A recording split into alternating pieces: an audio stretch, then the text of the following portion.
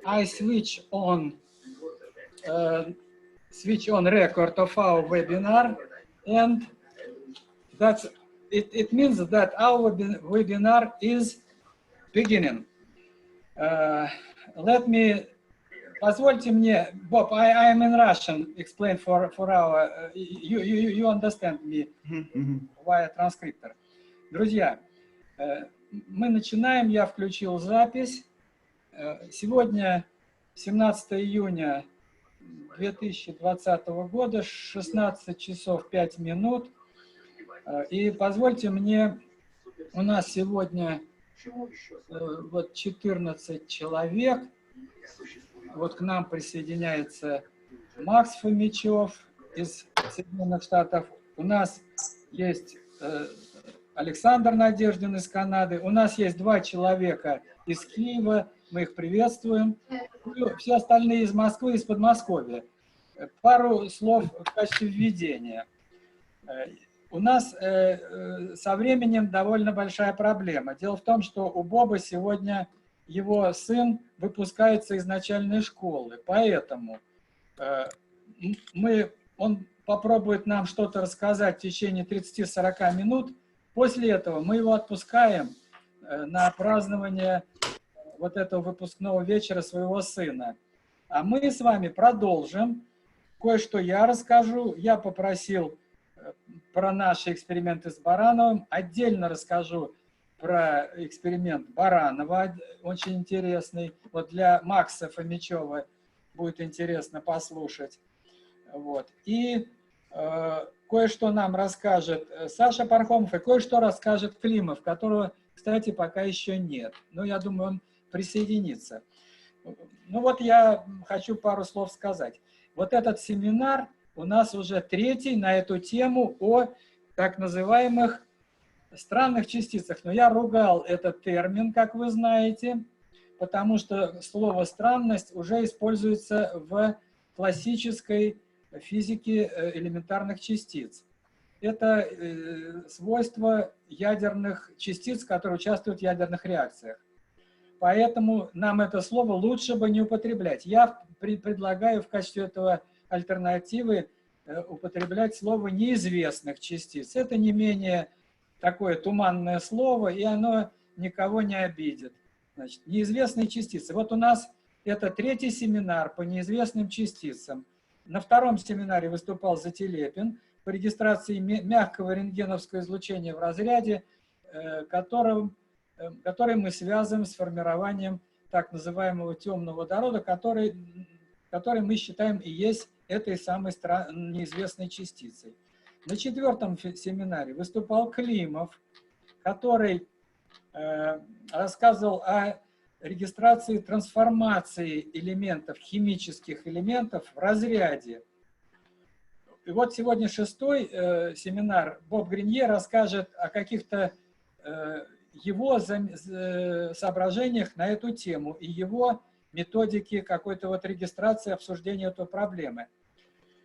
Я бы хотел сказать, что вот образование неизвестных частиц происходит практически во всех типах реакторов, которые мы знаем. Вот я сейчас перечислю некоторые. Например, разряды в воде, от которых в свое время, как мы думаем, погиб Бажутов. В разрядах в воздухе с каплями воды, которыми занимаемся мы с Барановым в нашей лаборатории ИНЛИС. В никель-водородных генераторах, которых нагреваем мы с помощью электрического тока до высоких температур. Об этом, может быть, немножко нам расскажет сегодня Пархомов. Но там тоже это регистрируется. В разрядах низкого давления, которые регистрировала Ирина Самотимова еще в 90-е годы. Она это сделала за 10 лет до, например, регистрации неизвестных частиц, которыми, значит, вот прославился Уруцкоев. Ну, конечно, Уруцкоев – это взрыв проволочек, но начал эту проблему взрывать проволочки еще месяц, примерно за 35 лет до экспериментов Уруцкоева. То есть, вот это неизвестные частицы, они регистрируются уже очень давно в больших, в разнообразных совершенно экспериментах. И вот наше впечатление, что вот это неизвестное излучение, понимание его физики, умение им управлять, умение его генерировать в нужных объемах, это и есть ключ к холодному синтезу. Вот. А сейчас я передаю слово Бобу Гринье, который, значит, вот за 30-40 минут сделает свою презентацию. Боб, I ask you to speak slow, clear, and without ridiculous words. Very slow. Slow, this is main parameter. Slow pronunciation, we can understand. It's my request from our auditorium. Bob, your move, come on. Dobrze. Thank you for inviting me today here. I'm going to try and see if I can get real-time translation going. So give me just 1 second. Он попробует что-то нам с трансляцией помочь. С переводом, то есть помочь.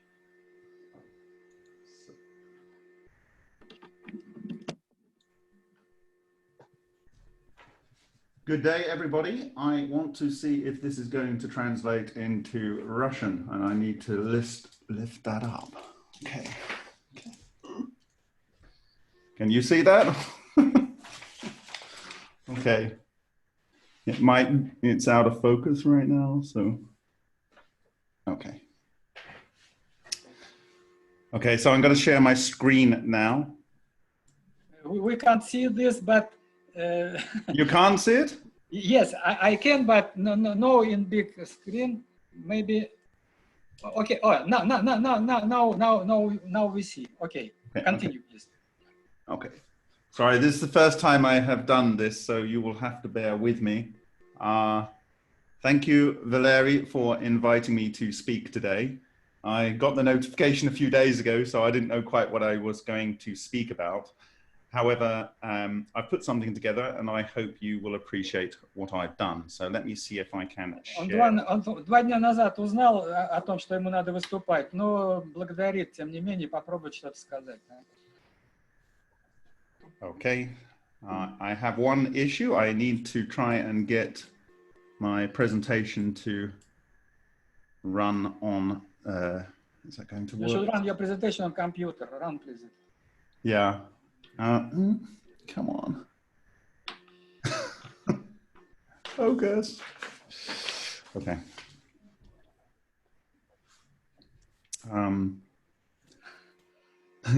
Give me 1 second. Sorry, I'm trying to get the translation working alongside the presentation.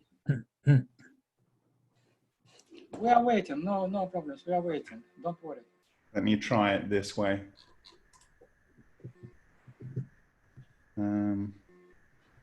You should switch off screen demonstration without problem. I switch on option for several participants to show screen. So can you see this? It's out of focus. Okay. No, I mean, okay, not that, this. Okay, now we see your screen. Okay. Okay. So you might have to scale the speaker window, or if you click on my translation, that should go into a bigger window in the Zoom panel. Okay, let me see if I can press play now. Nope, that's not going to work. Okay, I'm going to go with this slide. Can you see the presentation now? Yes, we see. Okay. So I wanted to ask today, are we witnessing something strange? Or is it just manifestations of a collection of the same basic things? And I need to find the, okay, so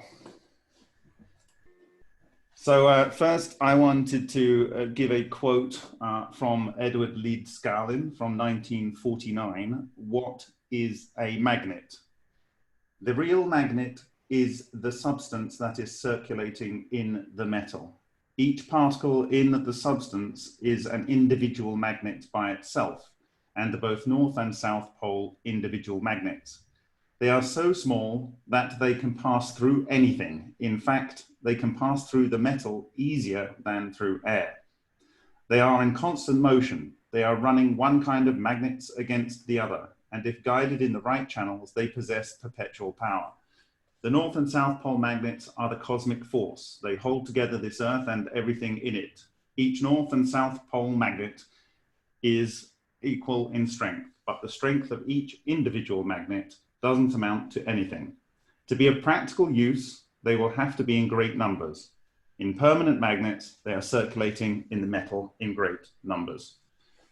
Okay, so there's going to be a little bit of a magnetic theme to what I'm going to present, and this is largely because I feel that the phenomenon that we are witnessing has a sensible magnetic component to it.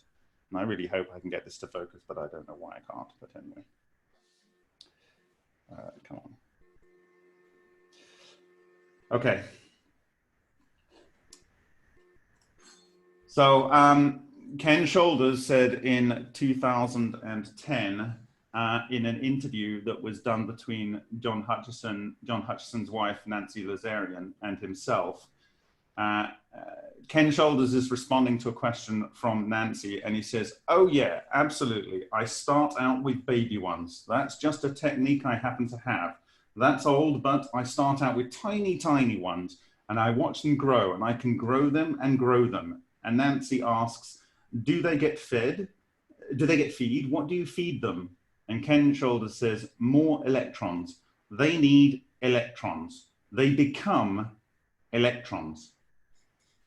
And so Ken was able to hold the exotic vacuum objects that he made in a penning trap. And you probably know better than I what that is, but it's a combination between a quadrupole electric field and a B field. And so he held them in there and he was able to feed them electrons and study their properties. Again, on Ken Shoulders, he said, now, electrical engineering does not let charge disappear, but it does in this multiple toroidal form. You see, in an EVO is a cluster. It's one way of thinking of it, of electrons. And you know, and physics says, yeah, well, you can get Cooper pairs at 2 muons, 207 times the electron, and maybe tauons, 3,477 times the electron. Beyond that, they are all just clusters of electrons of a larger size. But heck, they rarely go above 100s, and I see them into the billions worth. No trouble at all. So I am working with a way upscale class of guys. It enshrouds stuff. This is all written in some of the things on the web. When it enshrouds things, it can allow them to disappear. It does make atoms disappear in my laboratory work. Well, that's very interesting, you know, because when they disappear, I can transport all this stuff through to somewhere else and it reappears. That's teleportation. So it does that very nicely. It's written in the law that that says this, and he says this in a parrot tone. He goes, charge is conserved, mass is conserved, energy is conserved, E equals mc squared, and all hitched together. Wrong, just dead wrong, because I can take one of these funny little particles and change its charge from actual measurement.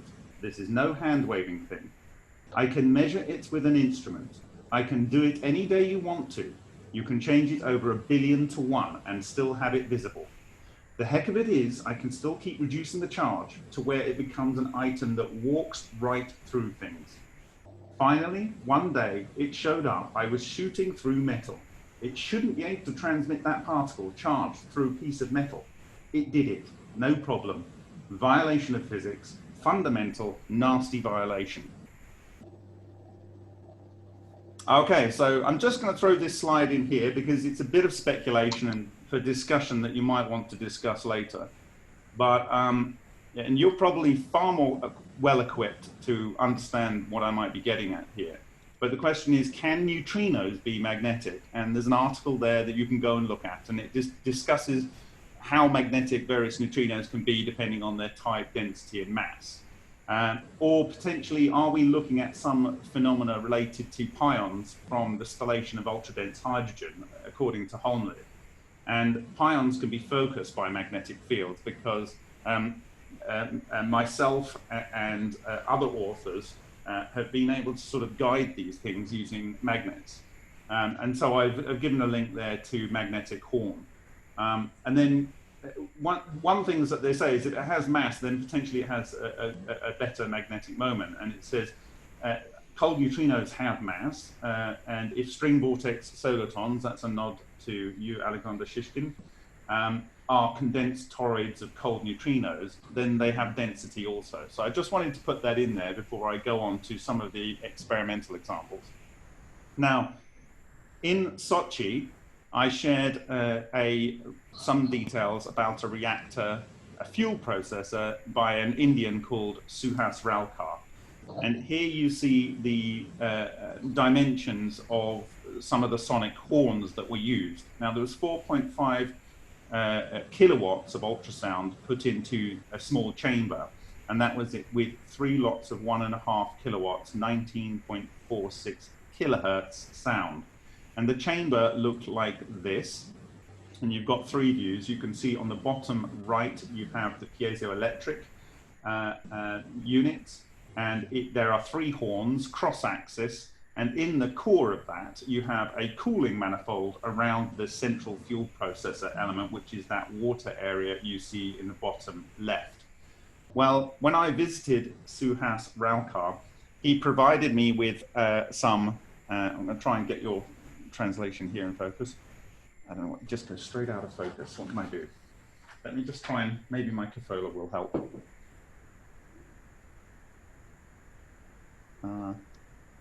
Can help? Oh God, no. Okay, no, there. Sorry. He provided me with some fuel, and I had this idea to use a piece of software combined with a standard webcam to do capture of these exotic vacuum object structures. And so I set it up for 145 hours using a Logitech C910 camera. And this was masked. As you can see, I used some PTFE tape and some masking tape. And at the beginning of the sample period, I had it covered over with some metal. But at the beginning of the sample period, it started with the CCD flat to the sample. And by the end of 170 hours, the masking tape had sort of come away a little bit, and it had come into an inclined position, as you see there on the right. The software I used was written by a Russian-speaking individual. We helped pay for a little modification to the software, and you can see it here. It's free. You can get it at foxylab.com, and you can select the webcam that you are detecting with, and you can set the threshold, i.e. the RG or B threshold, that it must exceed before it makes an event. It actually records the event times in the name and in the software, and so you know precisely when it occurred. So in terms of logging strange radiation events, there's one problem with X-rays which has been identified by the community. And that is if you have 2 X-rays, and they are, let me try so you can see. Yeah.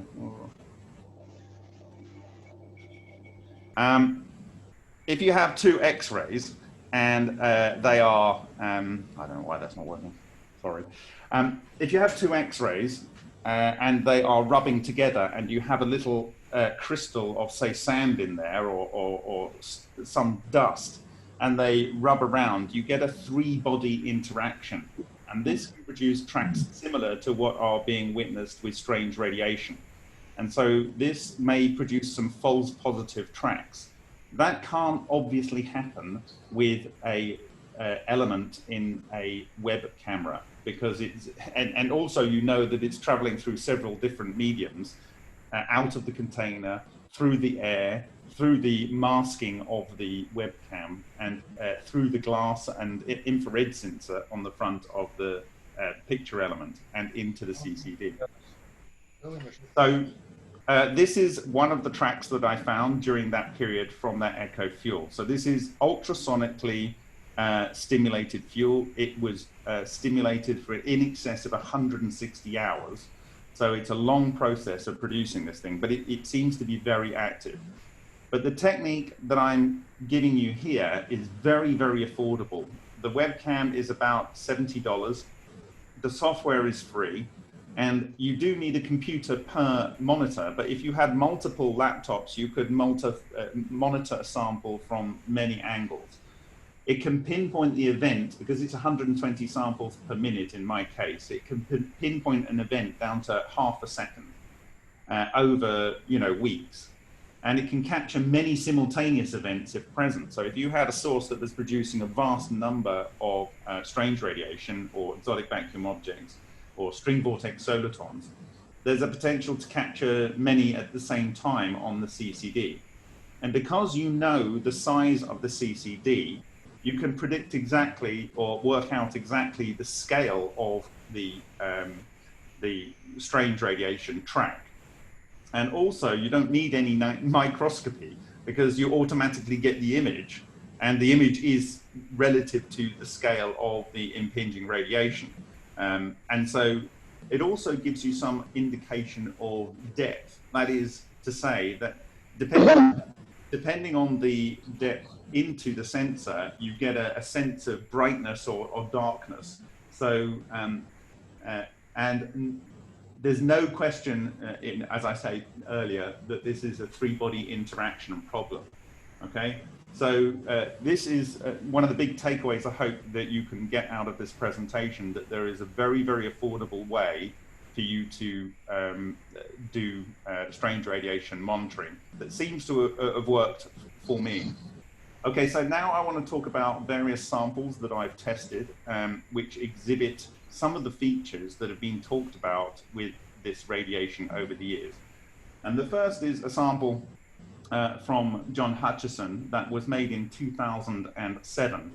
And this was in an environment of a bias of about 500,000 volts from a Van de Graaff generator at about 5 meters away from the sample. The sample was on a plastic crate to prevent loss of any electrical charge buildup. And there was various radio frequencies used. Now, on this sample, there are various structures at various scales. The first scale, which is very predominant, are in or out structures, or what Matsumoto called in the 1990s white holes. So the white hole kind of structure is on the right, and the sort of kind of direct perpendicular impacts with the magnetic lines in or out of the paper is on of the aluminium is on the left, and these are a radius of 100 microns. There are smaller structures, but I've started the scaling at 100 microns. The next scale up is 400 microns, and you can see I put the radius there of the substructure at 100 microns. So we have the 100 microns then coming into the structure that is 400 microns. And then the next scale up has a lot more detail on it on this slide. So you can see I've put a radii of the 200 micron structure in the top center of this slide. And then in the middle to right, I have some notations where there is a 20 micron inner area. And as it goes down the sweep of the affected aluminium, it grows to 28.9 microns. So what I'm saying is that this tier of structure, this 400 micron structure, is sitting on its side perpendicular, and it is pinched on the inside. And if we look at a sort of top stripe mark here, this is the same one. Note that the radii of the top center structure here is extending out to the left. So the actual size of the structure is larger than the impression on the aluminium. but the actual structure is around about a 1600 micron exotic vacuum object. And the substructure is the 400 micron substructure. And so this is the overall view that you have. And actually, I think on the next slide, I want to refer back to, because I thought, has anyone seen something similar to this in the literature? Because we know that Shoulders, concluding his research, is saying that these are multiple toroidal clusters. But he'd never actually described what they look like. But this sample, but he did say that these were all over Hutchison samples. Well, I went into the literature and I looked at the paper of Nardi and Bostic, and I have given a link there. And you may well have seen this particular slide. And in the text on figure 2 at the bottom, it specifically says that note the hole formed by pinched electrons at the center of a large D4D ring. And if you hadn't guessed it, every single structure and substructure on the Hutchison sample was this ratio D4D. I have a little animation here of this bottom one here. You can see the lighting going round of that structure. Now, whilst there is a direct perpendicular toroid shape, there is also a sweeping shape. So it's like something is being shifted around between the toroids. Anyway, my conclusion to the structure at this level is this. And so none of these actual toroids move. They're all locked in place magnetically. But they effectively are kind of moving things in them. And because they move things in them, they then effectively move things around the structure. So if you can imagine, the smallest ring is not the smallest division of this structure, but it's a representation of a fractal version of the bigger item. So the very smallest ring is rotating material around itself in the normal form that you would expect, toroidal and colloidal movement. But this then moves things around the bigger structure, and the bigger structure around the superstructure. And so it scales like this. And I'm saying that this is just a simplified 3-level building block. But you can imagine that the magnetic fields just in this 3-level building block you've got all of the vectors in there. Okay, so now I want to talk about a different experiment. I will skip some of the slides because I already presented some of the Okay, so this is the Lion reactor. This is deuterated diamond, industrial diamond in nickel, and that's in the core. And then it has alumina outside. And then it has 2 coils of copper wire wound around the outside. And then that sits into a quartz tube furnace here. Now, on one of the experiments, there was a structure which was, I think, around about 12 millimeters across. It's very large. It was outside of the reactor. And here we are. We're seeing something that's come from potentially inside of the reactor. It's come out, and it has been captured by the bend in the heater coil. And you can see on the center left, there is a spot in the bend in that wire.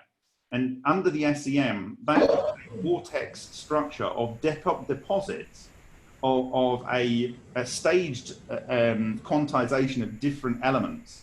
And it's only on the top surface. It's no damage whatsoever on the bottom. So it looks like the field is going round and round from the right side toroid to the left side structure. So is it one large magnetic loop? And you're seeing the vortex around the magnetic loop.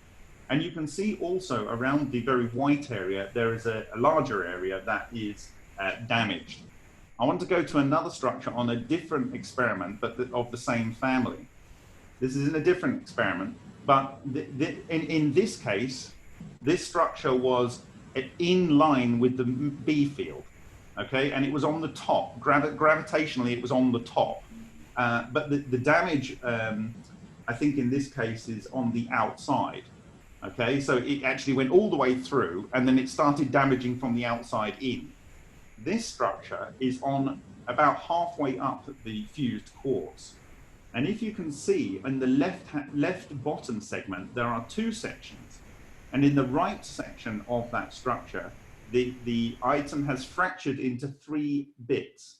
And this would imply 3 superstructures that are highly magnetic, forming part of the substructure of this larger overall structure. And this has worked its way from the inside out. Now, I expect that the silicon and oxygen has been largely transmuted into carbon. That is why there is discoloration there.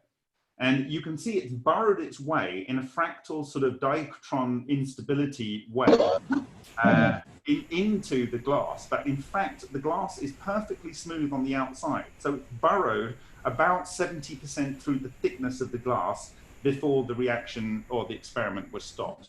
You may also notice the type of hexagonal arrays on the left-hand part of the left inside section. So this again is in line, perfectly in line with the B field, but it's in a different orthogonal orientation. So it definitely looks like it could be something that is a superstructure that's based on something like this, where they build in this orthogonal magnetic kind of fashion. Now, further, magnetic aftermath, I have 2 examples here. The one on the left is spheres that are teleported from material that's been taken from inside of the reactor, and it's gone through the fused quartz, and then it's been disrupted at the surface of the fused quartz, and it's deposited 3 spheres that are holding on to each other magnetically. On the right, you have a piece of aluminium from John Hutchison. And in my mind, what has happened is exotic vacuum objects have started to grow on the grain boundaries in the aluminium. They've then coalesced and they've grabbed the whole section of the aluminium and taken ownership of it. And then they've kind of shifted around and moved around. Now, small exotic vacuum objects on the surface have caused a near liquid state. It's not liquid, but it's mobile. And when the influencing fields are switched off, the magnetic array is left there as a kind of splintered aluminium that's all mashed back together. Now, these are physical embodiments of what I believe is a highly magnetic clustering structure.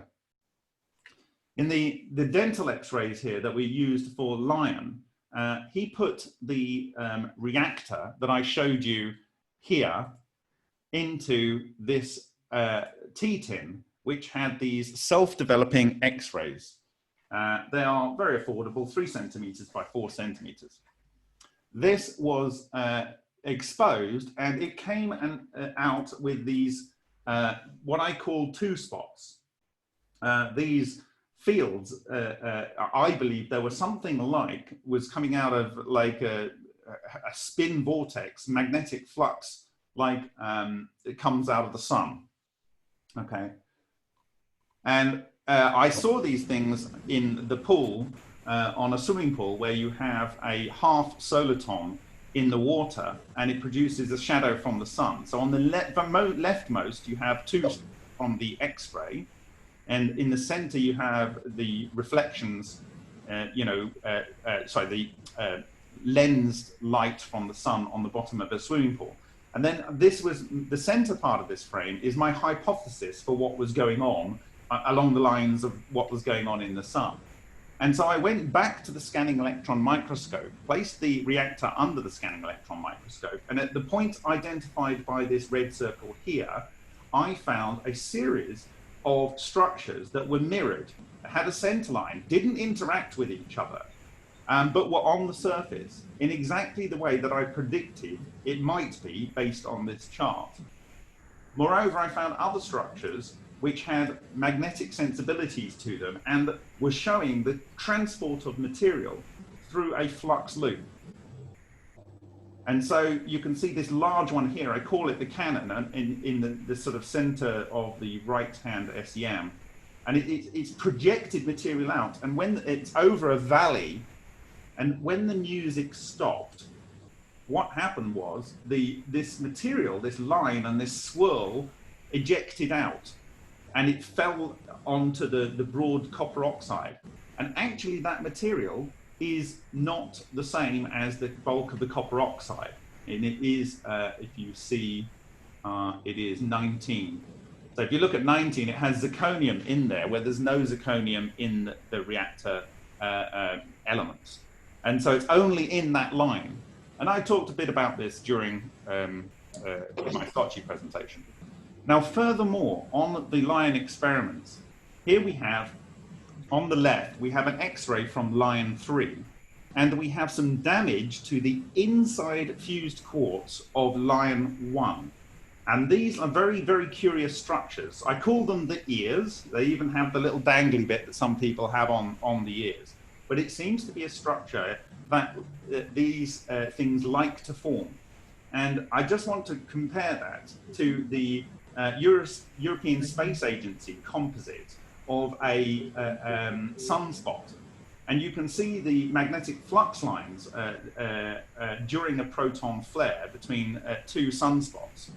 And if I overlay that onto the X-ray and the damage to the inside of the quartz, it is an absolute dead ringer match. Now, don't ask me, but that is exactly where it's going. It even has this curious little ear bit down here, the bit that hangs down. It is, if I pause that, if I pause it on the start frame, no, not that frame. It's this ear bit that hangs down here. You've got an ear bit that hangs down here. On the magnetic structure from the solar observatory image, you see the thing that comes down here. So I believe that the level of magnetic self-organization of exotic vacuum objects is completely unlimited by scale. Mostly unlimited.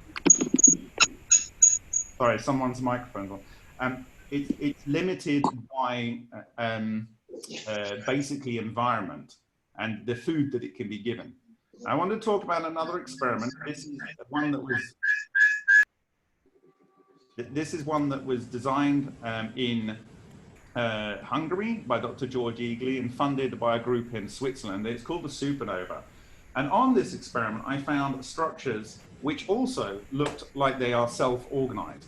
And actually, the one on the right, which has this hexagonal kind of diachron instability type feature on the outside, looks exactly like that published from the one-point cold fusion studies by Matsumoto in 1993. So without a doubt, these structures are self-organizing. And so I give all of the links, so you can go and have a look at these when you get the PDF presentation. I will quickly run through a whole series of slides here before I get on to some other points that I want to make before closing out. So these are structures that I have observed in the inside cavity of the supernova reactor. And this one is very similar to a kind of this plasmac, which is one idea of how these kind of structures could form. And this is from an expired 1977 patent by Paul Collock.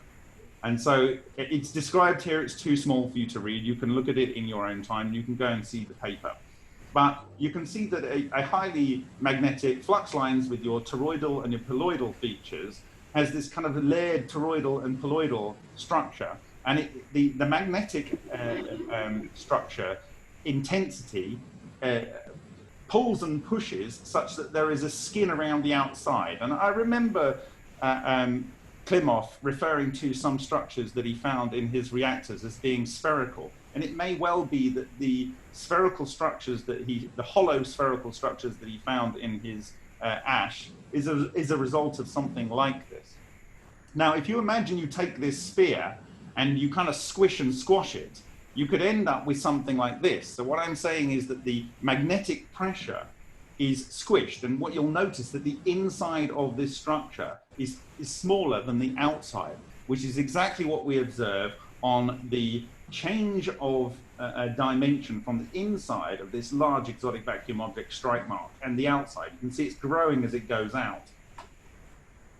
Okay. So So extending this on, I have a whole series of images here, which I'll quickly go through. And these are strike marks, and I haven't identified what the material is. It may well be silicon. The inside of the reactor is just aluminium. And under polarizing light, you can see this field region here. So I have there a hexagon, this is a pentagon, and you can see these kind of mesh-like structures in the center. This is a truncated hexagon, and you can see it has this circular section in the middle with these very definite structure in the middle, then this substructure around the outside, and then the overall field influence, which is this truncated structure. Now I want to go to Japan now, and this is from experiments that I did last year with Roy Shinamasa. And this is cavitation. He didn't think it was cavitation, but I proved it was cavitation. Both, he had the ultrasonic level, even though it was only operating in the hundreds of hertz, the vanes, it was producing cavitation.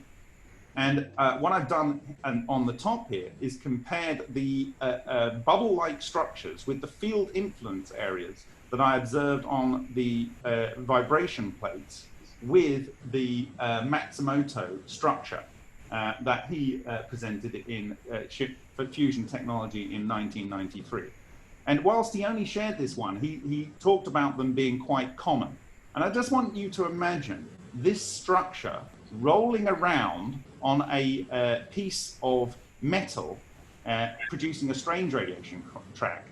But in this case, it's rolling around as a virtual kind of like semi-neutral structure on my CCD here. And the angles are all the same. The structure is the same. And what are we looking at? We are looking at structures that are 5 and 6 apiece. They're 5 and 6 apiece, like the 6 we see here and the 5 we see here. And then that brings me to Bogdanovich. So we're back in Russia here now, you know this work. And it's recent work. And he's saying here, a stream of particles, presumably electrons, which causes air to glow. A similar pattern is observed after the emission of electrons from electron source or their injector through the foil, is emitted from the surface. After 10 to 20 seconds, this stream is formed into a set of several rings, 5 or 6, of the same diameter, which rotate around both their own common axis, parallel to the plane horizontal. If you can imagine this structure rotating around, would you see something like this if it impacted a surface? If this was rolling across a surface, influencing the surface, would we see a track that looks like many of the tracks we see that are more complicated than the ones that could be explained by straight rings that are oscillating? And here is another one, just before I move on. Okay, so I'm nearly coming to the test that I want to recommend. And what is the evidence for the test? Well, these are several different data points that I want to talk about here. One is the thermocore, one is Rossi's original presentation, one is something that we did, one that Zatelepin and Baranov talked about when I was in Sochi, and one that was published yesterday by Desireless when he was doing a replication analog of Mizuno's R20 reactor. In the thermocore event, they put 2.5 pounds of nickel powder, this was in 1996, 200 mesh, into a 3-liter stainless DWAR. Basically, they heated it and evacuated it, and then they put hydrogen in, fresh hydrogen. It says the most amazing thing happened next. The powder immediately and spontaneously heated before external power could be added. The DWAR glowed orange, 800 degrees C, and the engineers ran for cover. No external heat had been used and no radiation monitors were running. The nickel had sintered into a glob alloyed into the vessel and could not be removed. The then owner of the thermocore, Yale Eastman, was frightened that an explosion was imminent and that someone could be killed. He forbade any further work on Lena. The incident was not published. Now, what I will say about this is the glow orange is very typical of when you use Brown's gas or Marsa gas on certain materials. I don't believe that it's due to the particular temperature, 800 degrees C, but it's actually a plasma glowing effect, and it's misinterpreted here. Yes, the structure can fail, like it is failing and repeatedly failing in the likes of the sun cell, but it isn't actually hot. It is quite likely that you will get nickel sintering, and it is quite likely that it will alloy into the vessel. I've got Hutchison samples where brass has been taken through steel and left the steel in position. but it's actually alloyed in a way to it. It's actually translated through and left the steel in position.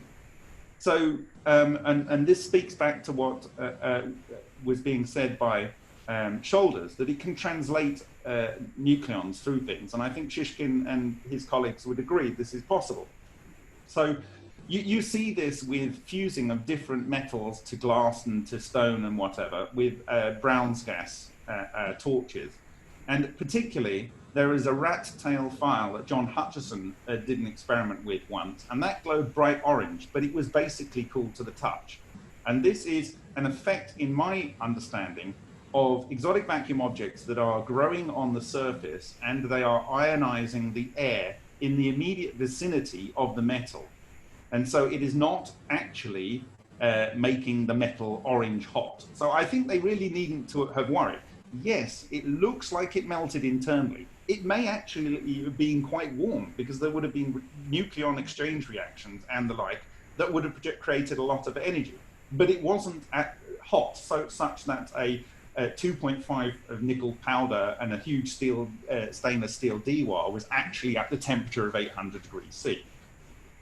Now, in Rossi's first demonstration on the 14th of January 2011, Francesco Celani was sitting down 7 to 8 meters away from the ECAT. He had 2 battery-operated gamma detectors with him. He calibrated them. There should only be around about 60 in the region where he was in counts based on the calibration. But suddenly, for about 1 second, both detectors topped out at 1,000 plus counts. In fact, he doesn't know what they were saying. It was just full-scale, analog scale. And so he calculated that if he was standing by the reactor at the time, it would be sort of about 250,000 counts per second based on the fall-off laws. And so everyone panicked and said that they should run out of the room because Rossi had got a big radioactive source out. This is 7 to 8 meters away and a closed door between them. But anyway, luckily the momentary signal collapsed, and about 2 minutes later, Rossi came into the waiting room to invite people in to see the ECAT, saying the reaction has started. Now, in 2013, we had some Celani wire in a cell that developed a leak. And so we had to refill it periodically. And in September of that year, we realized, our volunteer Matthew Villat realized that every time he was refilling it, the counts tripled and then fell back away shortly. And so something was going on that was causing this GMC 300 to produce a signal that looked like there was gamma coming out. At the time, we didn't know what it was, but we got a lot of information from people around the world, and we got a lot of interest from some interesting people. But anyway, cutting that short, how I interpret this now is that exotic vacuum objects were synthesized in that moment of injecting the fresh hydrogen, and we saw the sort of smashing products of those as they were clustering. There are others at Sochi in 2018, on October the 5th, I believe. Bob. Yes. Could you focus on your translator device? Okay, yes. Do better. Okay, it's okay. I will try and copy and paste the translation, but it won't be the best afterwards. Okay.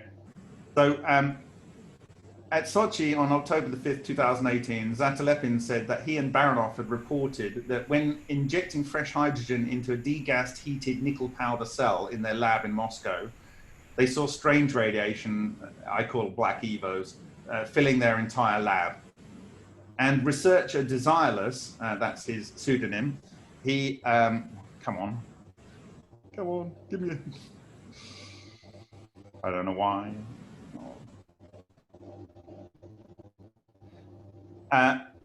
Desireless reported yesterday about his Mizuno analog replication that there was a big gamma burst at the moment when the deuterium was first introduced, but after a few seconds it returned back to background. Whenever mesh is exposed to air with low loading ratio, you can obtain gamma ray burst again. I mean the mesh must be heated again and deuterium applied. English is not his native language, so it's not the best syntax. I'm very sorry about this. I'm going to find a better way to do this next time. That's fine. Come on. Bob. Yes. I promised you to you I'm leave. going to finish You leave in now. 6 minutes. It's time you to go. I'm going to finish in 6 minutes. 6 minutes. Okay.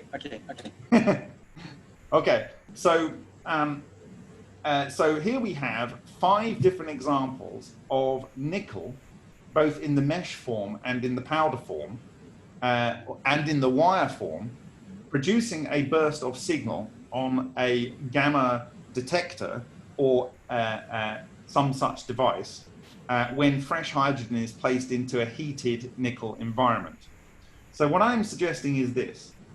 My proposal is to have a degassed carbonyl nickel in a vacuum heated DWAR above the nickel Curie temperature, but below the temperature that nickel type will start to sinter. So if you're not using a wire and you're not using a mesh and you are using, say, the type of nickel powder that Alexander Parkhomov has used, I would suggest you keep it below 400 degrees. So you have a very small window between 353.878 or whatever it is and 400 degrees. But you want to be above the nickel Curie temperature. Then inject your hydrogen isotopes. You can play around with the mixtures on those. Then the gas must take the nickel below and then above the nickel Curie temperature as quickly as possible. This was data that was given to us by Piantelli. Now, if you've got your thinking caps on, you will know why I'm specifically saying that in the context of the rest of this presentation. This will allow thermally driven catalytic break and excitation of hydrogen and threshold driven making of exotic vacuum objects. Okay, now I've got 2 more slides. How to explain the observations. I'm going to throw a few ideas out there that have been in my head. 1, the wave function or the substructure of the electron can be split and joined. Note, a similar statement to this was made by Bostic in 1957 when discussing his plasmoid research. He says, perhaps study of the forms assumed by this putty may help us understand configurations such as the stars and galaxies. It may also throw light at the other end of the scale on the construction of the fundamental particles such as the electron, the proton, mesons and neutrinos. They too may be made of a self-organizing putty, a putty composed of the electromagnetic field and its own gravitational forces, which working together create bodies we know as particles. I think it's worth reading the other 2 segments on that page, but you can do that in your own time. So, how to explain the observations? The rest of this is that neutrino and electron clusters are scale quantized due to field interaction constraints. By that, I mean whatever it is that's forming these things, let's say it's something that's along these lines of structures, when they come together, they can only reach a certain tension between themselves before they then break to the next quantization level. Okay. Then trapped light or photons becomes the skin or wrapper of the cold neutrino cluster, making a virtual lepton type. That's a really way out there idea. You might want to think on that. Magnetically forms these EVOs, the substructures, they magnetically forms structures which extend to those similar to any of the allotropes of carbon. These can combine, including nesting and or branching structures to form complex 3D structures. Now, when you get big, you have to, as Shoulders identified, you have to have local ions to help stabilize the EVOs. So there are proximal, that is in the center of, or local ions help stabilize large EVOs. Poincare and Deucatron effects help self-organization. I will talk about those in future presentations. Above a certain point and spatial configuration, they become self-feeding where matter is available. A combination of making, including stabilization, and breaking these structures explains all observations. There we go. I'm 1 minute early. Okay, Bob. One minute earlier. Okay, Bob. You Yes. can.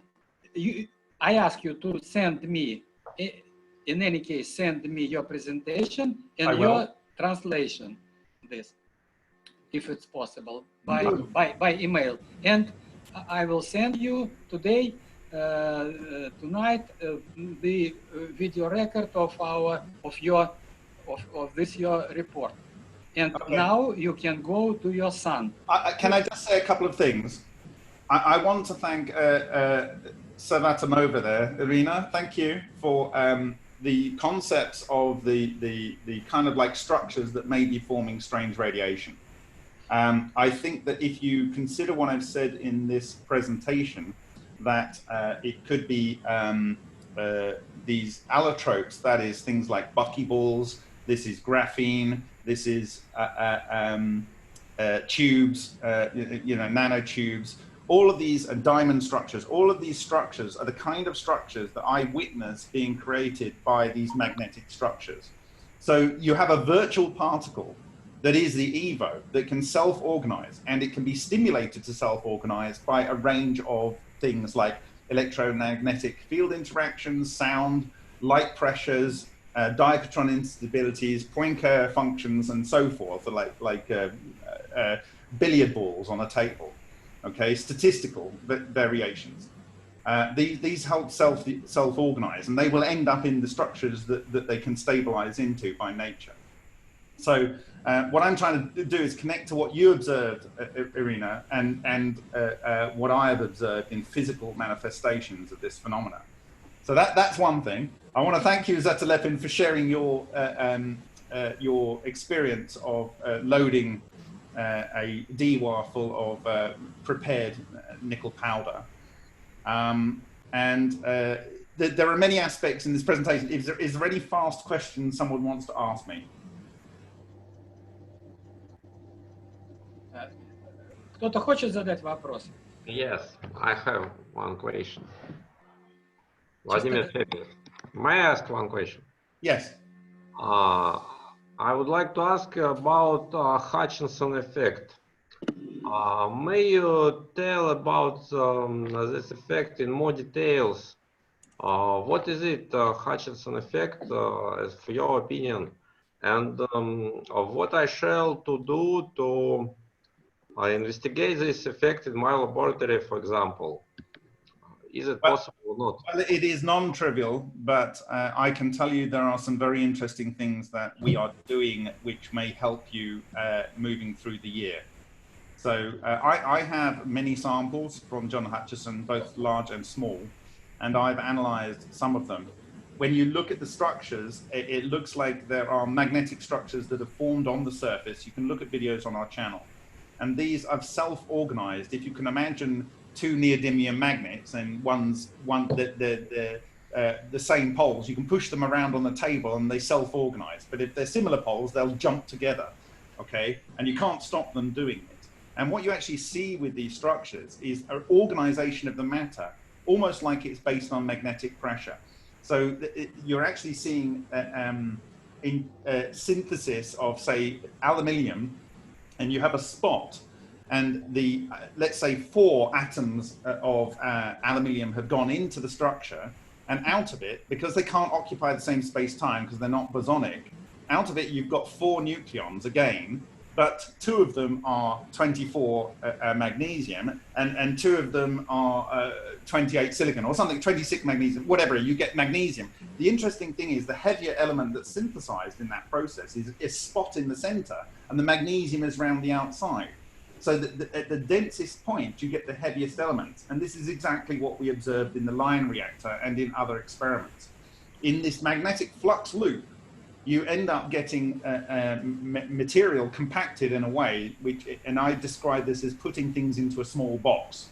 At the very basic level, it's putting it into almost like a wormhole, but it's not. It does have dimension. Certainly it has dimension when the field breaks down, because the material comes back with its normal scales, as it were. Now, in terms of some of the structural effects, I described one where in the aluminium, but in, say, a steel bar, there were some examples where a wrench had been split. And at the split points, there were south-south and north-north poles next to each other. And people suspected that this was a monopole, but I suggest that it is one of the EVOs is growing. It's being fed electrons, or it's being fed other type of bosons, which it's accumulating. And it's building the magnetic field up. It's building the magnetic field up. But because the steel is magnetic, the metal is magnetic, i.e. it can make anything magnetic with enough strength. It locks itself into place. So you have two magnets with a north pole next to each other. And what happens is they get so strong and so big, but it's highly localized that it splits the metal in half. And so they move apart. And so you end up with a north and north and a south and a south. And so, but in aluminium's beautiful because the electrons are much more free to move. But also because it's not magnetic, aluminium tends to jiggle around. Things don't get locked into place. So the exotic vacuum objects that are on the surface can ride around on the surface or go into the grain boundaries and split it up as we've observed. So there's a difference between the way something non-magnetic will behave with these things and something that is magnetic, because it's not raising the temperature. Even if it's looking orange hot at 800 degrees, it's not raising the temperature, but it is removing its structural integrity. I see. Thank you. Еще вопросы есть? I would like to give one more reference. It may be interesting to you, Bob. Володь, у него совсем времени нет, поэтому... I show my screen. Just a minute. Володь, у него нету времени, пойми, пожалуйста. Okay. Не надо комментарий, вопрос, и потом мы в переписке можно. Да? Валер, можно мне вопрос? Да, конечно. Климов, вопрос. Good day, Bob. Very interesting presentation. And my question concerning to the plasmoid physics in your presentations.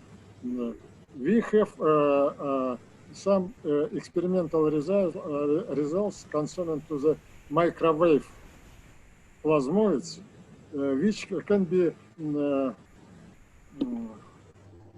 combined two groups. One of them has very strong magnetic properties, like your model, and another electrical plasmoids with strong electrical properties.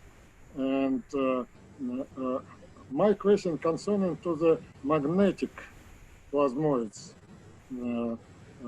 which very close to your model. In this case, we have a magnetic flux, and this flux, according to quantum mechanics, must be have a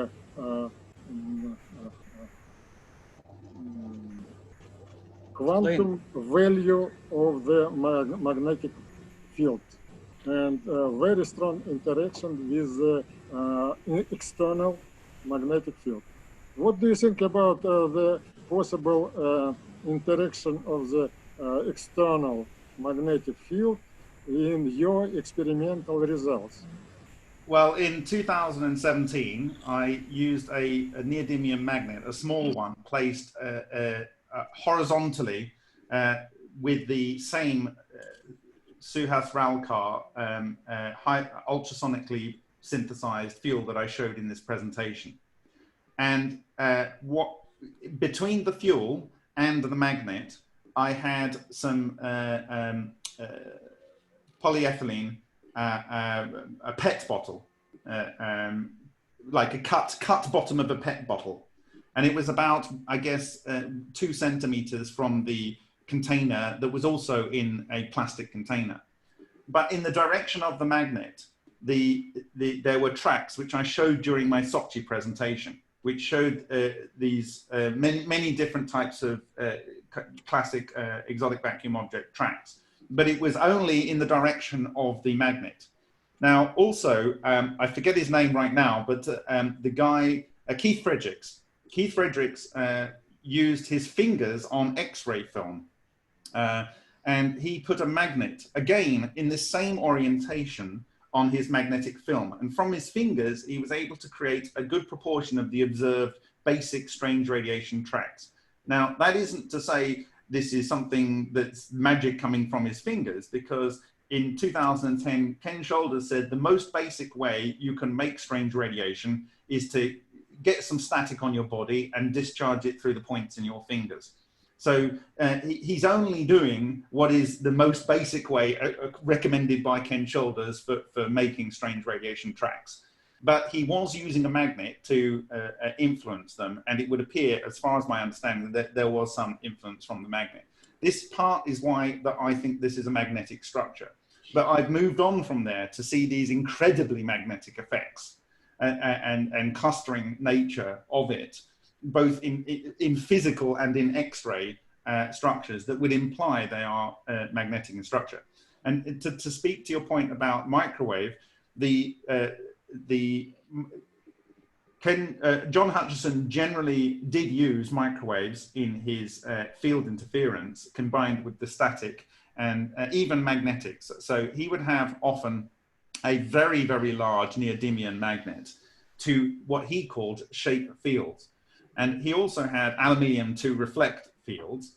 And in some experiments, he had a large sample of uranite. And as you know from Alexander Shishkin's presentation, he has found that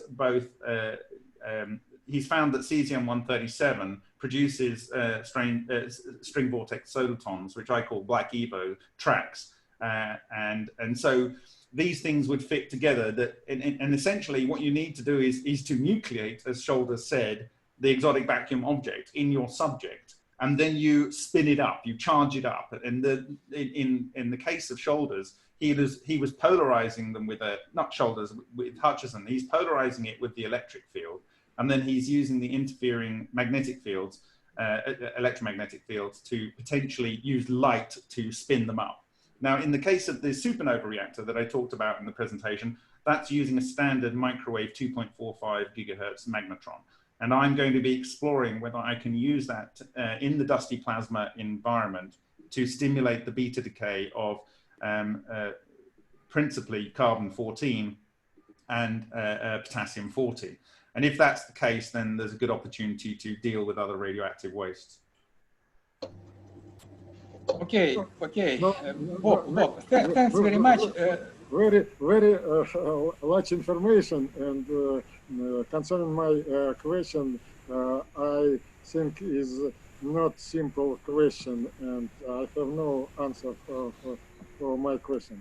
And I hope I sent you message with our own experimental result with the plasmoid and its interaction with the external magnetic field. Oh, was that the presentation you gave 2 weeks ago? Okay. Okay, Bob, thanks very much for your presentation. Family is much more important than any presentation. It means that you should go to your wife and to your son. Thanks very much. We will continue and send you your presentation, everything to you tonight. Okay, thanks very much. Thanks very much. I will email you the presentation right now. Okay, thanks. Okay, thank you. Thanks. Bye-bye. Bye-bye. Друзья, значит, вот Боб закончил. Теперь нам немножко легче стало. Мы теперь по-русски будем общаться. И, хотя Боб ужасно нам помог, я его просил об этом, и он, в общем, прореагировал. Это шикарно, то, что он сделал. Мы ему должны быть благодарны. У меня предложение. Сейчас мы послушаем 3 выступления коротеньких, минут по 5, не больше. И это я специально для Климова говорю, потому что я буду 5 минут говорить, потом будет Пархомов говорить 5 минут, и потом мы Анатолия Климова попросим тоже 5 минут рассказать об экспериментах именно с частицами, неизвестными частицами. Вот я сегодня уже говорил, что я предпочитаю употреблять термин «неизвестные частицы». Ну вот, я начинаю свою, так сказать, вот выступление на эту тему. Оно будет, я надеюсь, не более 5 минут. Во-первых, я хотел... У нас тут собрание такое людей, которые занимаются и в основном интересуются экспериментом, потому что теоретические построения, они, конечно, очень помогают, но тем не менее иногда и уводят куда-то в сторону. Поэтому нужно опираться на факты. А факты – это эксперименты. Я вам хотел, во-первых, показать эксперимент с вращающимися магнитными крутильными весами. Вот. Этот эксперимент уже видели люди, но я хочу еще раз его показать, потому что сейчас у нас более солидная аудитория. Это эксперименты Баранова и Зателепина, которые были сделаны где-то года 3-4 назад. Вот я запускаю сейчас это. Вот вы видите на своих экранах вращающиеся крутильные весы, на которых эта пластиночка из тонкого никелевой фольги, на которой укреплены неодимовые магниты. И вот при подносе, вот там внутри, за этой пластиночкой вращающейся, внутри расположен реактор, в котором... Видим только тебя, но не твою презентацию. О, извиняюсь. Сейчас попробую включить. Сейчас попробую включить, извините. Да, конечно, я должен включить вот таким образом.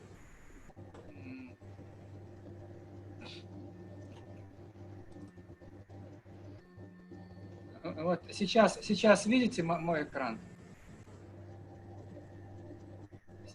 Сейчас должны видеть мой экран. Кто-нибудь подтвердите, что виден мой экран? Черный экран. Никто, все молчат почему-то. Ну, слово скажите. Пока не запустил, идет запуск только. Вот сейчас видно? Пока черный. Черный экран пока. Ну, значит, вот сейчас откроется он, потому что я запустил. Вот, мы видим, значит, вот фольгу, укрепленную. Когда появится, подтвердите, что появилось видео.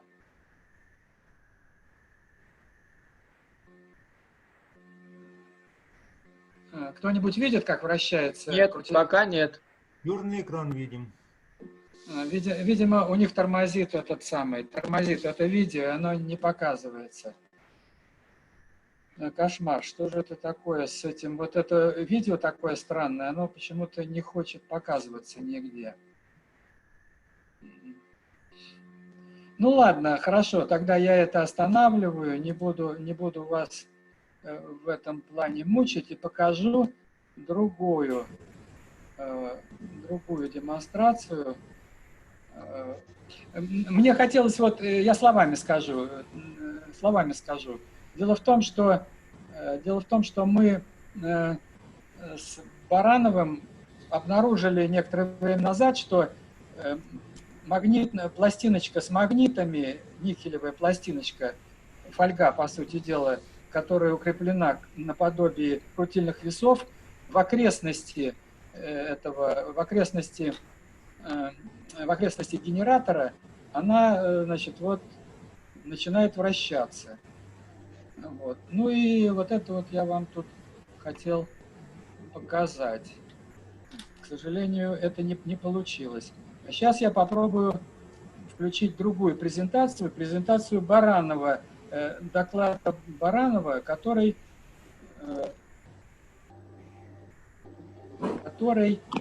тоже очень важен, который относится к теме нашей сегодняшнего вебинара. Вот сейчас видите мой экран, картинку? Черный экран.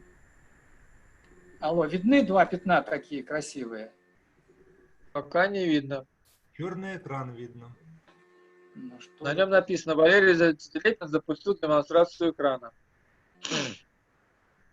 Друзья, давайте мы попробуем отключить видео, вот, демонстрацию на своих, на своих этих объявлениях о вашей фамилии. Там есть звук и видео. Давайте видео отключим, потому что невозможно, видимо, компьютер не обрабатывает данные. Отключите, пожалуйста, видео у себя, каждый на своем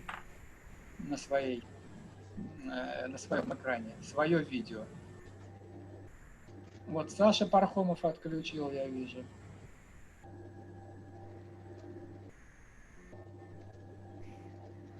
По-прежнему не видно ничего? Нет. Что-то более глубокое. А у тебя на экране это видно? Я вижу прекрасно. Ну, попробуй еще раз отключить демонстрацию экрана и снова включить. Ну, сейчас попробую. Я вижу, что все отключили, вот, а все равно, значит, вот это самое не получается. Вот включил. Вот, теперь видим. Саш, спасибо. Значит, вот смотрите, итак, вот предыдущая неудачная демонстрация показывала, что с помощью вращающихся крутильных весов, имеющих магнитные свойства, около реактора никель-водородного, очень активно они крутятся, причем минуты полторы-две, пока, какие две? Минут 10, пока не закрутится очень сильно нитка, на которой, значит, это подвешено. А вот эта демонстрация слайда из доклада Баранова, эксперимента 2007 года. Вот смотрите, вот этот вот кружочек, это, значит, это детектор, альфа-детектор, который он располагал рядом с висмутовой капелькой, которая находилась некоторое время, раствор висмута, который находился некоторое время под большим полем. Под большим полем, это специально я для Максима Фомичева говорю, поле должно быть большим, в котором этот висмут находится. После этого висмут был высушен, это был раствор висмута, и размещен на золотой отполированной пластинке альфа-детектора, специального такого дорогого довольно альфа-детектора. Вот посмотрите, какую картинку мы имеем на этой отполированной золотой пластиночке через некоторое время, над которой был расположен этот самый, вот этот кусочек высушенного, кусочек висмута. Все исчерчено бог весть чем. Прямого контакта не было. Какие-то странные частицы образовались на это самое, как будто из висмута что-то перелезло вот на эту пластиночку. Но я показываю не только для этого вот этот слайд, я показываю еще для того, вот правый, обратите внимание, правый вот это пятно, это тот же самый детектор, этот детектор, альфа-детектор, спустя 9 месяцев. Вот слева 9 месяцев назад, справа 9 месяцев вперед. Спустя 9 месяцев. И на нем появились новые следы. Никакого уже висмута туда не подносили. Лежало где-то в стороне в коробочке вот этот альфа-детектор. И вот здесь вот внизу продолговатая такая, вот эта вот как бы картинка продолговатая. Вот такой след, вот видите, волнистый, как будто тряпкой кто-то провел. Но это увеличено. Вот здесь стрелочка показывает, что вот так вот здесь пролегла какая-то странная линия, которой не было 9 месяцев назад. И этот висмут, вот этот детектор лежал в коробке совершенно отдельно. И вот такая вот странная вещь. Вот и ниже, вот я хочу показать, вот сейчас. Дело в том, что кроме таких следов, показывается еще и спектр излучения, показываемый, это же альфа-детектор, меняется. Вот через 9 месяцев вдруг ни с того ни с сего активизировался очень этот детектор и стал показывать в течение 7 часов, показывать очень значительный альфа-фон, типичный для распада висмута 212, который в природе в принципе не существует. Вот. И это вот ядерщики умеют этот распад этот обнаруживать, он с особыми последовательностями энергии осуществляется, этот распад. Вот. То есть такое впечатление, что 9 месяцев что-то происходило, и потом бух, какой-то бёрст, и что-то вдруг выстрелило. Вот. Вот это вот, мне кажется, одно из первых свидетельств того, что я знаю, по крайней мере, в истории Леннера, того, что спустя длительное время, тем не менее, активность какая-то происходит вот у тех веществ, которые участвовали в Леннер-реакции. Я хочу напомнить присутствующим на вебинаре о том, что вот эксперименты Флешмана и Понса, если кто смотрел ихнюю первоначальную статью 1989 года, тот наверняка обратил внимание, что какое время их эксперимент длился, вот это интересно. Вот кто-нибудь знает или нет? Вот я могу вам сказать, более 70 дней. Ни часов, ни минут, ни секунд. 70, по-моему, 72 дня. Только на 72-й день возникли какие-то странные всплески. То есть как будто там происходило 72 дня, происходила, значит, вот реакция электролиза, как будто что-то готовилось, и потом на 72-й день почему-то вдруг вот так вот выстрелило. Вот это мне тоже хотелось обратить внимание на это, потому что Флешман и Понс это как-то прошли мимо этого обстоятельства. Вот Баранов в своей статье, вот он на это обращает внимание. Это одно из первых, как мне кажется, свидетельств того, что это какой-то отложенный процесс, понимаете? Вот он происходит через некоторое время. Вот. Я на этом свои выступления заканчиваю и прошу дать, ну, мы договаривались, вот Саша Пархомов тоже немножко на эту тему выступит. Саша, пожалуйста. Так, ну вот я включил изображение. Да. Ну, а картинку как включить?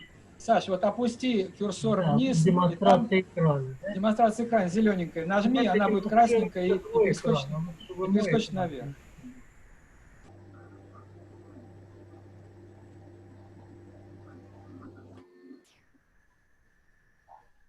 Просто нажми вот эту вот мышкой на вот демонстрацию. Нажимаю, но надо меня вывести на первый план, тогда меня запущу. А ты на первом плане. Нет, на первом плане у меня вот твоя картинка. Я нажал демонстрацию экрана. Она...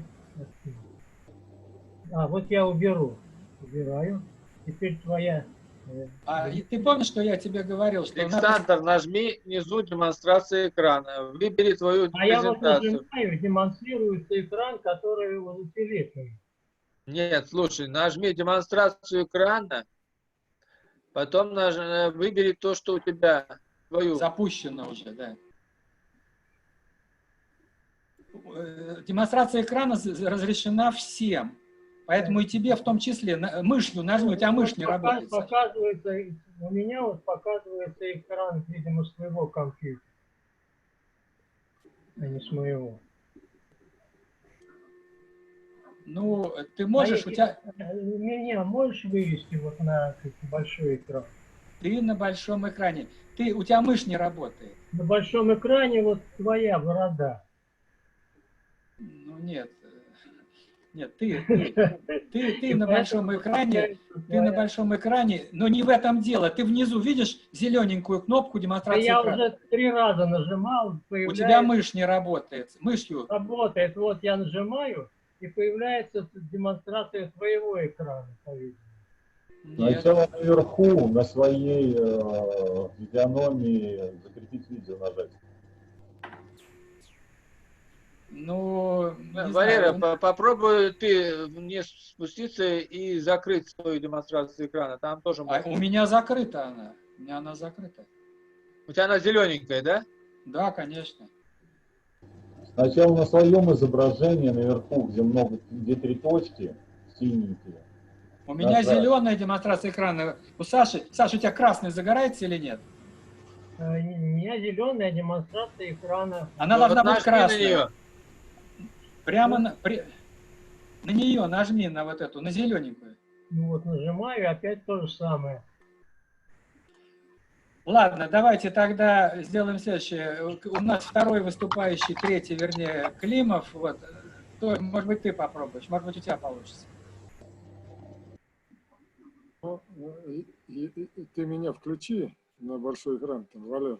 Ну, вот сейчас ты говоришь, что ты на большом экране. Климова ты включаешь, а меня не включил на большой экран. Нет, ну Нет, ты на большом, Саш, ты на большом, ты не волнуйся. Это Я каждый, не вижу себя на большом. ты каждый сам себя включает. Как только ты начинаешь говорить, ты на большом становишься. Так, так устроен Zoom. слушай, но я на большом или на маленьком? Ты включи демонстрацию экрана. Включи. Я буду говорить сначала, а потом это самое. Ну, говори, мы тебя слушаем. Вот. Значит, но все-таки, значит, я должен извиниться. На большом экране я вижу тебя, Валер, себя не вижу. Тебя все видят, тебя все видят. Понятно. Ну, значит, вот смотрите, ну, я должен извиниться, я думал, почему-то, значит, вся путаница произошла, что завтра будет у нас семинар, поэтому я должен извиниться, что сделаю сообщение так, ну, вкратце.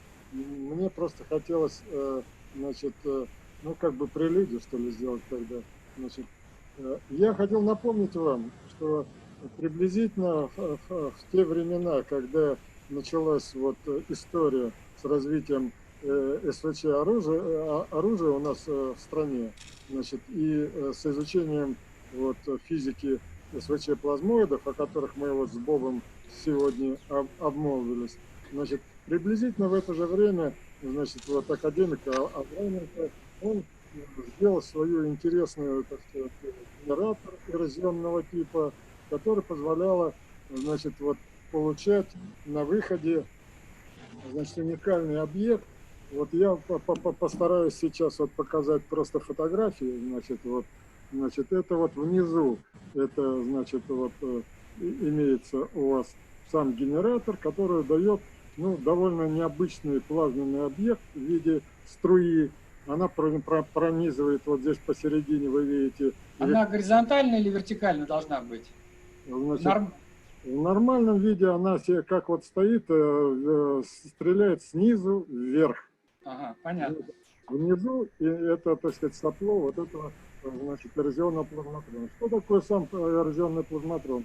Это, по сути дела, значит, вот некая вставка, значит, разрядный промежуток, в котором, значит, с одной стороны, да, имеется отверстие очень тонкое, значит, миллиметрового размера, и с верхней стороны, допустим, этой плексовой пластины из оргстекла приложен электрод, и с нижней стороны. И вот через это отверстие, значит, происходит разряд, который производит испарение рабочего вещества, и оно вот выбрасывается, углеводородного вещества, выбрасывается наружу вот в виде такой коллимированной струи.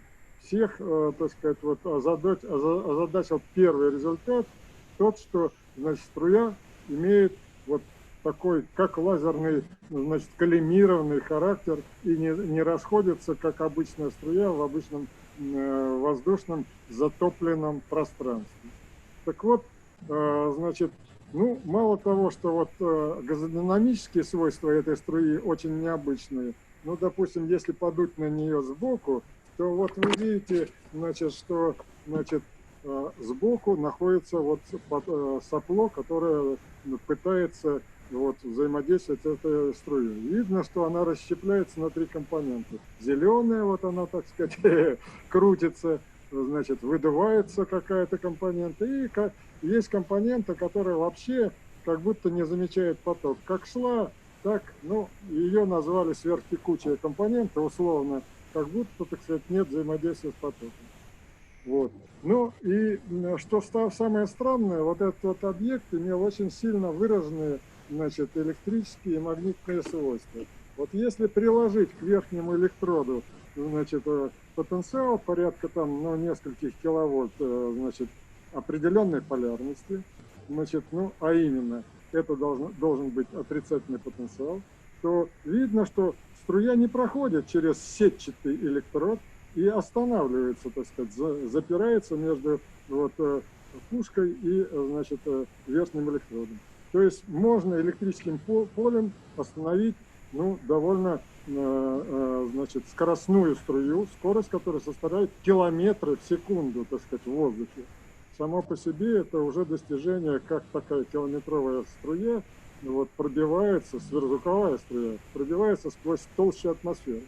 Но применительно к нашему разговору, коль скоро меня Валерий Николаевич просил, значит, все-таки, значит, показать то, что относится к настоящему разговору, вот вы видите, что, значит, помимо всего прочего, иногда выбрасываются вот некие трассирующие пули, значит, вот такие вот некоторые снаряды корпускулярного типа, ну, которые крутятся, и получается вот такая трассирующая траектория, значит, причем она довольно интересная, она может ни с того ни с сего, значит, вот как на верхнем кадре, видите, так сказать, там давать звезды всякие, так сказать, может взаимодействовать активно, значит, с мишенью. И вот один из экспериментов, который мы делали с Барановым, значит, он, собственно, Баранов, у нас эта статья опубликована в трудах вот, конференции Юрия Николаевича Бажутова, заключалась в том, что вот эти трассирующие пули, они обладают очень большой проникающей способностью сквозь, вот, значит, ну, допустим, какие-то там преграды, значит, вплоть до того, что металлические листы. И, значит, вот эти вот пули, они являются как бы там носителями мягкого рентгена. Вот и сама вот эта пулька, она вперед излучает по направлению движения, значит, вот резко выраженный такой прожекторный рентгеновский луч, то есть коллимированный луч. Значит, ну и вот, коль скоро эта частичка, она еще обладает и электрическими, и магнитными свойствами, мы пытались вот эту частицу заставить крутиться, естественно. Ну и вот эта крутящаяся частица, на пути ее ставили там, значит, рентгеновскую пленку, защищенную, так сказать, черной бумагой. Так вот, значит, как она скакала такими вот по циклоиде, значит, она оставляла вот эти вот точки, значит, вот, на бумаге, вот, засветку, типичную засветку, это все опубликовано у нас.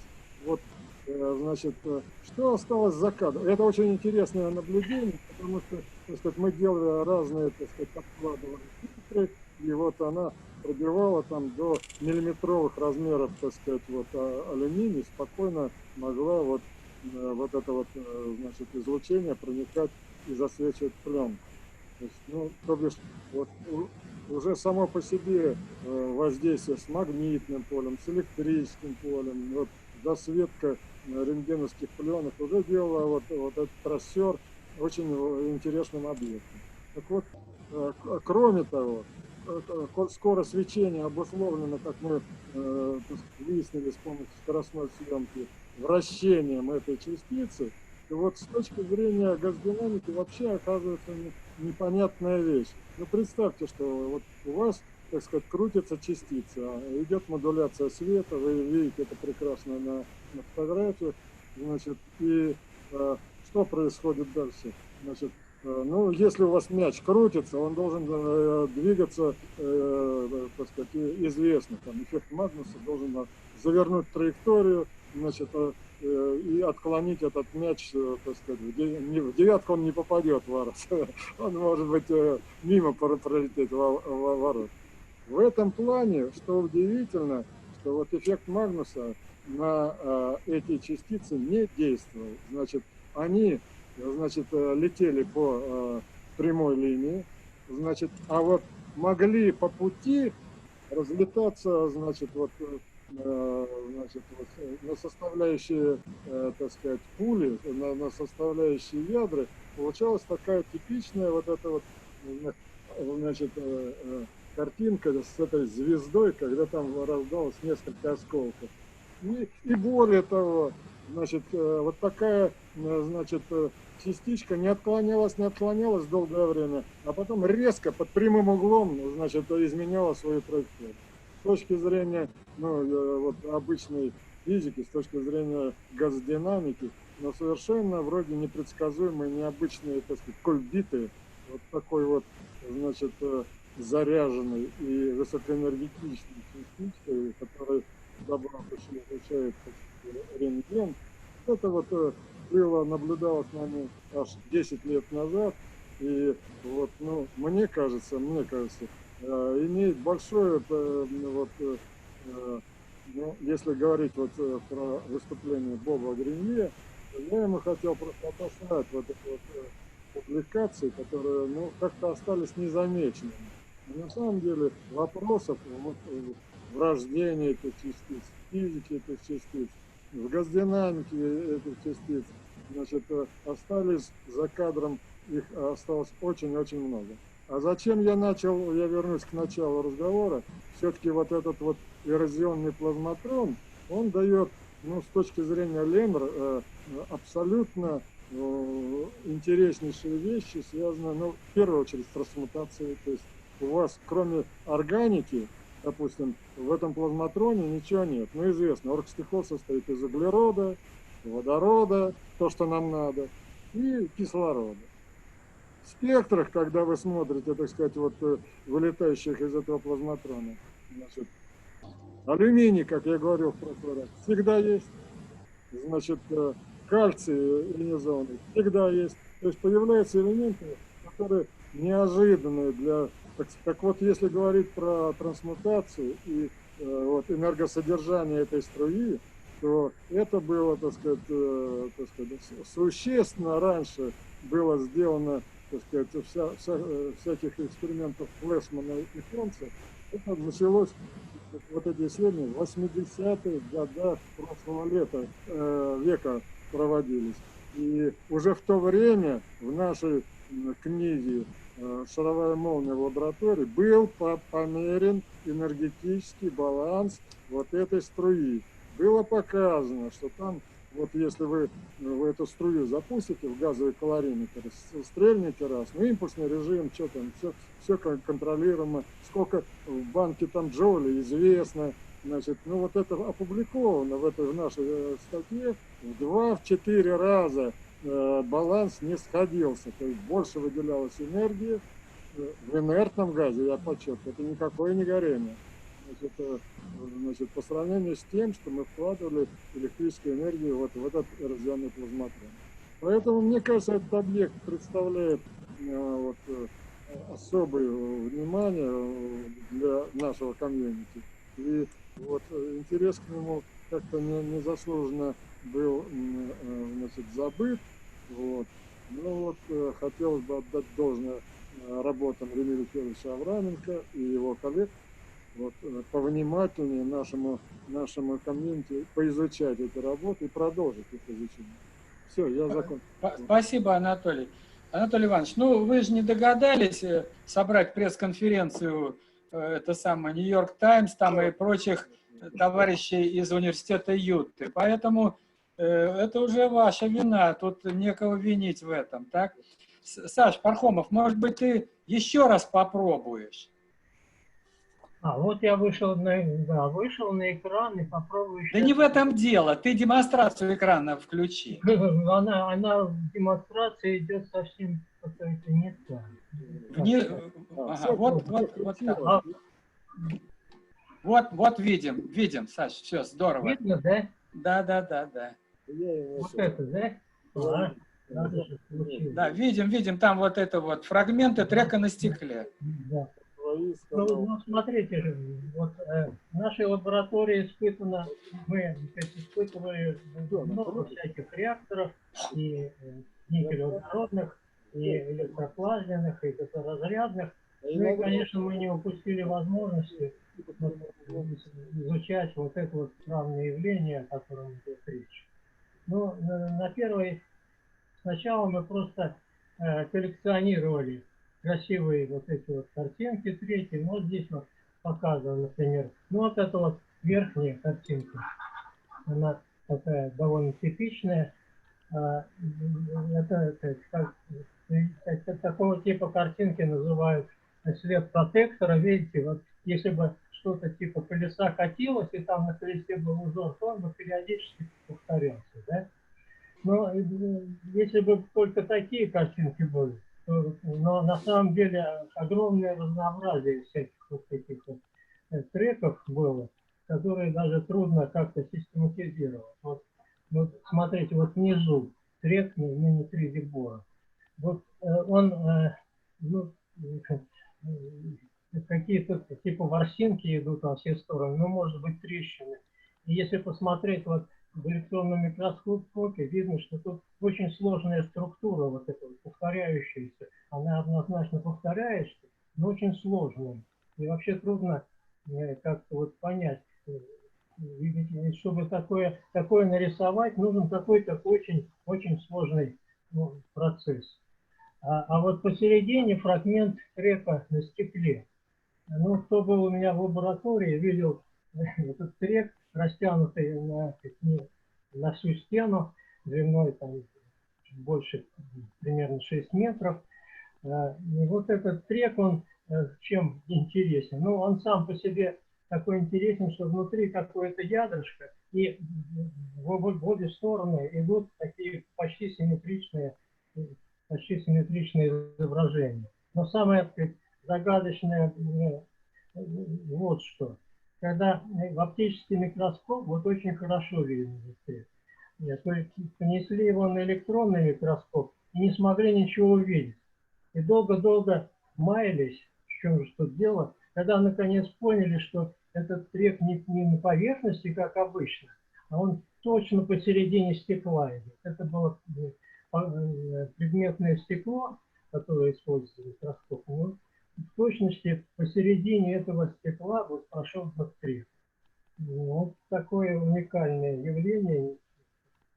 Вот, ну, можно посмотреть. Когда вы это зафиксировали? В каком это году было? Это было, ну, это где-то 15-16 год. Вот, а вот здесь изображения, полученные в электронном сканирующем микроскопе. Тоже, видите, очень разные картинки. Очень даже такие четкие узоры, повторяющиеся. Ну, надо сказать, что не всегда такие узоры. Есть треки, и большинство треков таких, где нет таких узоров, просто как бы что-то скребет по поверхности. Но вот такие вот удивительные рисунки, которые, как их создать, это нарочно, их не нарисуешь и не сделаешь нарочно. Как это вот в природе происходит, это очень непонятно и удивительно. Вот. Но потом к нам пришел Влад Жигалов, и он, да, и он перешел от вот таких вот эпизодических наблюдений к систематической работе.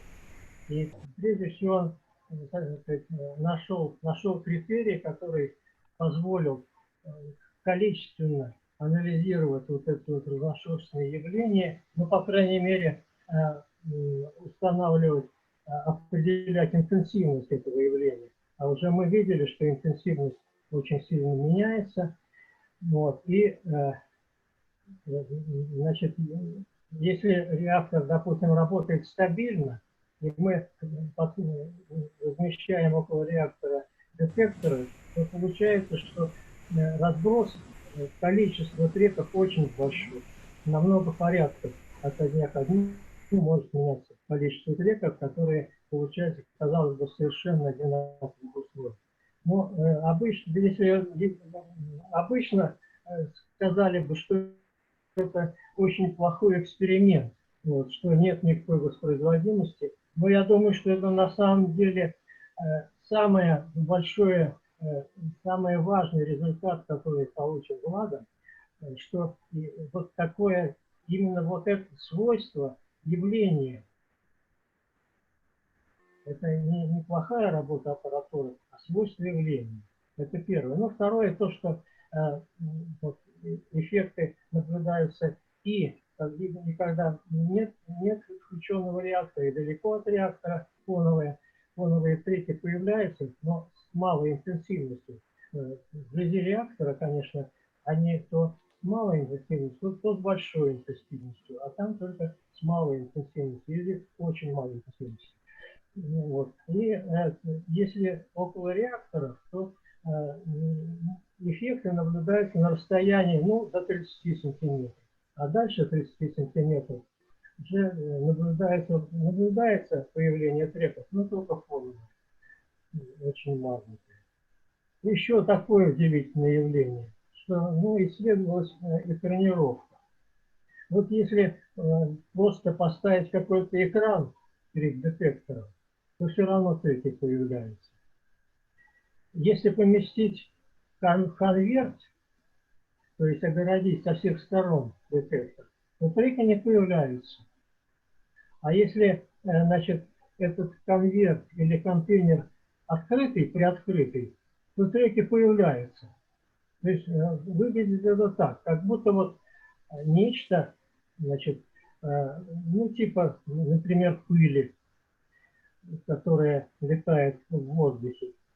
Может быть, вот эта пыль активируется излучением реактора. И вот эта пыль активированная, она уже садится на поверхность детекторов или может проникать в контейнеры, если они не закрыты, и там уже делать свое дело. Вот. А количество пыли в воздухе, оно очень зависит от многих факторов. И от влажности воздуха, от погодных условий, от того, например, когда была влажная уборка в помещении проведена.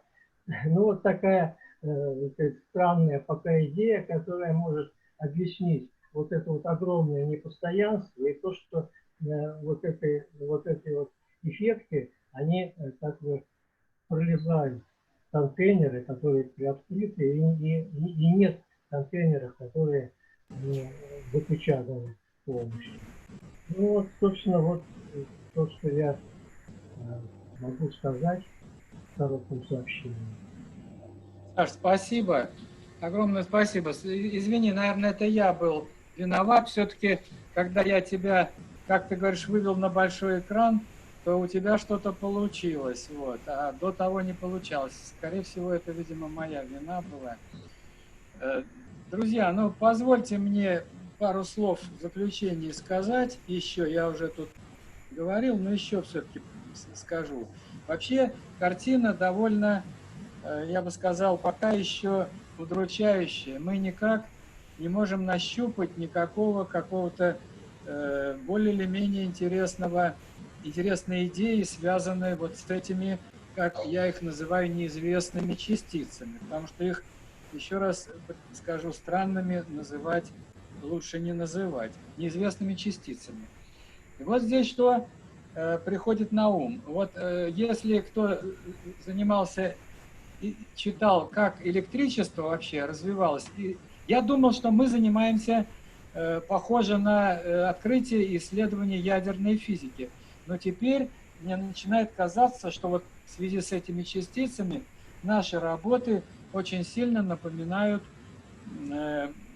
открытие и исследование электричества, которые, по сути дела, начались в середине и начале 19 века, когда там еще лапки вот эти вот лягушачьи там исследовали и так далее. И там вот это была проблема получения электричества. И вот как только люди научились, Фарадей научил, по сути дела, как только люди с помощью своей магнитной индукции научились получать в большом количестве электричества в нужном, то дело пошло на лад. Поэтому, видимо, нам надо научиться получать вот эти неизвестные частицы в большом количестве. Пока они в малом, слава богу, потому что они, как нам почти очевидно, являются очень и очень вредными. Еще одну вещь я хотел обратить внимание. Вот Боб Гринье сегодня говорил о магнитных свойствах. Я обращу внимание, что вот в нашем темном водороде, который мы с Бараном продвигаем, одно из основных свойств – это огромные магнитные поля, которые могут они порождать. Это связано с тем, что там релятивистские электроны внутри вращаются, и они создают такие мощные магнитные поля. Но совершенно справедливо сегодня говорил и Климов о том, что, по-видимому, и электрические свойства тоже не чужды особые для этих частиц неизвестных. И управлять ими можно не только с помощью магнитных сил, магнитных полей, но и электрических полей.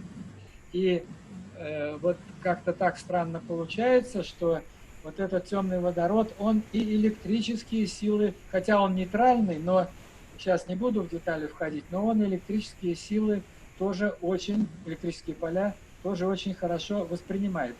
Ну, суммируя, можно сказать так, что мы находимся еще очень и очень далеко от максвелловской теории, значит, электромагнитного поля, ну, в кавычках. Это касательно теории вот этого неизвестных частиц, и, как мне кажется, в результате возникнет теория вот этого холодного синтеза. Друзья, у меня еще есть один вопрос. Вот все вы знаете мой адрес. Если можно, пожалуйста, пришлите мне короткую, кто хотел бы выступить, потому что вот уже люди поняли, чем мы интересуемся, куда мы двигаемся. И, может быть, этот стиль, вот те, кто нас слушает, участвует в вебинарах, могут поддержать, прислав свои предложения по выступлению. Не обязательно часовые, не обязательно очень мощные, можно и 15 минут. На этом я заканчиваю.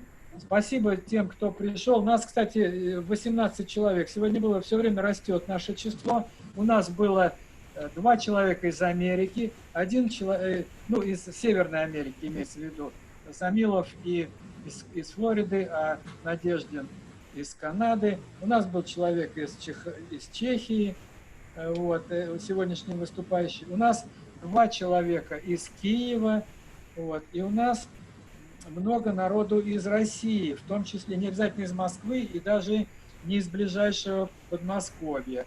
То есть ну, такое представительство такое довольно хорошее. На этом всем спасибо. Я заканчиваю наш вебинар. Следующий вебинар состоится в следующую среду. Спасибо. Спасибо вам. До свидания. В чате ссылочки я выставил, посмотрите.